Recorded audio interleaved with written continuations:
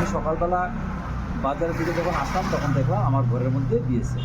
ঘরে ঢুকলাম, ঢুকার পরে জিজ্ঞাসা করলাম আমার ছেলেকে, আমার দোকান, আমার ছেলে আজকে 6 বছর যাব আমার ছেলেই চালায়, আমি দোকান চালাই না। এবং আজকে ওরা এখানে কিছু দোকান আমাকে রেট দিয়ে দোকান থেকে কিছু চাল ওরা পেয়েছে। আমার দোকানে চাল সবসময় থাকে, আজকে নতুন তা না। আমাদের সামনে রমজান মাস, তার জন্য আমাদের চাল আমরা স্টক করি, এবং স্টক করার পরে এখন চালের বাজারটা একটু কম রয়েছে, তার জন্য চালটা আমরা কিনেছি। এবং যা কিনেছি সেটা অরিজিনাল, জিএসটির মাধ্যমে আমরা কিনেছি, জিএসটি দিয়ে কিনেছি। কিন্তু জিএসটি লেখার সময় ওই আগরতলার মালিক সেখানে স্পেলিংয়ের মধ্যে একটা ভুল করেছে, ওই ভুলটার জন্য বিএসএফ মালটা উঠিয়ে নিয়েছে। আর এদিকে তারপর আমি দেখলাম বিভিন্ন মিডিয়ার মধ্যে কি পাচার বাণিজ্য, পাচার, এই সেই কত কিছু লেখা হয়েছে, সেটা দেখলে হাসি পায়। আজকের মিডিয়া কোথায় কোথায় চলে গেছে?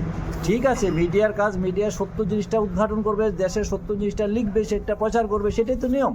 কিন্তু আজকে দেখলাম মিথ্যা নিয়ে বলা বলি, মিথ্যা নিয়ে ছড়াছড়ি। তো আমি, ওরা যখন আমাকে বলছিল যে, আমি বলছিলাম যে যখন আমি দোকানে আসি তখন আমাকে বলছে যে উইটনেস হিসাবে আমাকে সই করতে হবে ব্ল্যাঙ্ক পেপারের মধ্যে।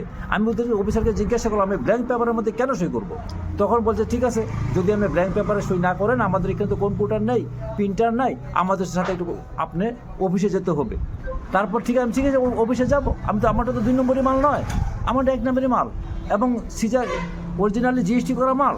আমি অফিসে আসলাম, অফিসে এসে এখন ওরা লিখেছে যা যা সত্য লিখেছে, আমি তা সই করে দিয়েছি, বাস ঘটনা শেষ হয়ে গেছে।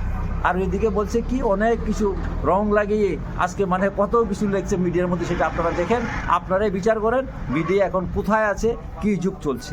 নমস্কার।